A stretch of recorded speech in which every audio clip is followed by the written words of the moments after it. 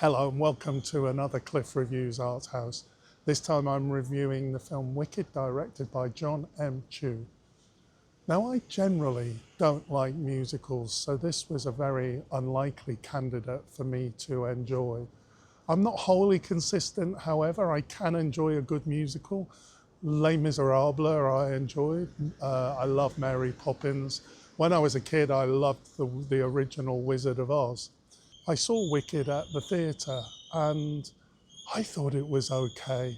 For me, I really need to love the music to enjoy a musical.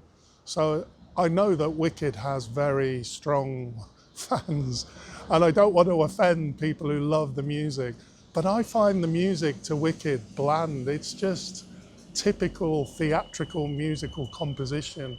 It's like theatre music is its own genre. There's a convention of musical theatre. It just feels formulaic. It lacks distinctiveness. There's an element to which they all sound the same, those songs. I think in Wicked, the song Defying Gravity is kind of catchy. It's okay, but all in all, I didn't really enjoy the musical at the theatre. I don't think the music is great, so I had very, very low expectations for this film. But guess what? I was really surprised. I thoroughly enjoyed it. It felt like a classic cinematic experience. It has a quality that really evokes the charm of classic MGM musicals. I felt transported into a kind of nostalgic cinematic experience, back to something of what I felt when I saw Wizard of Oz as a child. I just felt kind of immersed in a different, enchanting world. And for me, this film has a beautiful quality kind of reminiscent of cinema's golden era. I did see it on the big screen at Leicester Square with the Dolby sound system, and it was fantastic. And it just created a magical atmosphere that I think taps into that nostalgia, at least for me.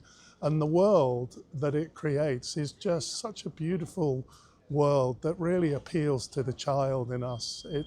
Sometimes this world feels very scary, and films like this make the world feel magical, wonderful and safe. And I would compare it with films that I love, like Cinderella, Chitty Chitty Bang Bang, Mary Poppins, and as I say, the original Wizard of Oz, although I don't think the songs are as good in this film than any of those other films. Wicked has an unashamed sentimental quality to it, and this kind of resonated deeply with me. It felt like it was subtly always working on my emotions, and part of that was the music. I think it's not distinctive, but the music is sentimental enough that it kind of kept me emotionally engaged. But it's not just cliche, this film. I think that there is quite a lot of effort put into not only the making of it, which it's beautifully made, but also the substance. It does feel like the relationships in this film are real. A really good example is there's a dance scene between the two main characters, Elfie and Glinda, where they move and they act without using words. They convey the emotion without dialogue. This is a great acting skill, and I think that they show that they have a great chemistry. The two main actors are fantastic, Cynthia Elvira and Ariana Grande. They had a really good chemistry. As I say, the film does have substance. It explores quite serious themes such as differences between people, minorities, scapegoating, and this really adds depth to the kind of fantasy narrative. I think it's interesting when you compare the film version of Wicked with the theatrical show, because I think that the story, the music, the whole performance is enhanced by the medium of film.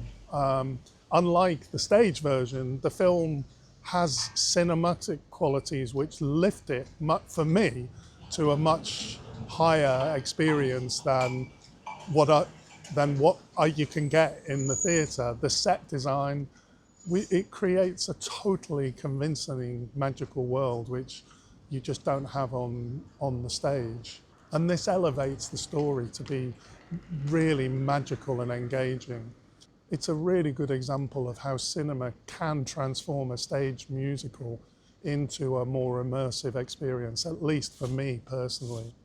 Another point that I liked is the transformation of the monkey in the wizard's palace. I found this really visually compelling, and it did remind me of a little bit of The Substance from this year, or even The Fly, and obviously there's a Jeff Goldblum link there. But this transformation was rendered in a kind of PG friendly manner. I really appreciated that. I do have a couple of negatives about the film. The age of the two lead actresses. Cynthia Erivo is actually 37, and I do think she looks noticeably older compared to the other characters. They are supposed to be at university, so maybe she's a mature student, but she just looks much older. The other characters look like kids, and she looks like an adult. Ariana Grande, who's 30, she does blend in better because she has more of a youthful experience, but I think even there the age gap is still evident. The second point that I would make, and it's a minor one really, is that the early scenes at the university really evoked kind of a Harry Potter and Hogwarts thing for me, and this just felt a bit derivative. I'm not a Harry Potter fan, so this didn't do anything for me, but then happily we left this behind. I've already made a comment about the music. Even in the film, even as it surrounded me in this fantastic sound system, I find the songs a little bit bland. They're just this typical musical composition, and as I say, it's its own genre. It's formulaic, it lacks distinctiveness. I have been listening to the album, so I've tried to give the songs a chance, but I really don't love it. For me, the music isn't what's great about this film. Overall, I did love this film. It was 2 hours and 40 minutes. I was never bored.